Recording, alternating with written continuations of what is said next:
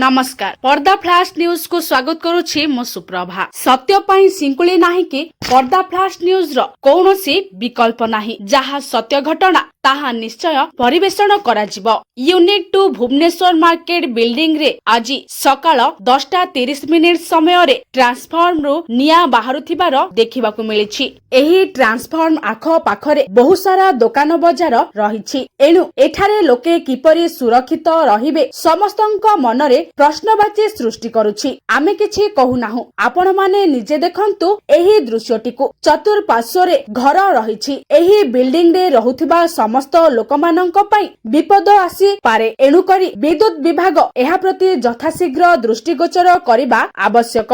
एठारे अनेक थर एपरि निया बाहारिलाणी। केतेबेले कोन हेबो ताहा जणा नाही। पर्दा फ्लाश न्यूज।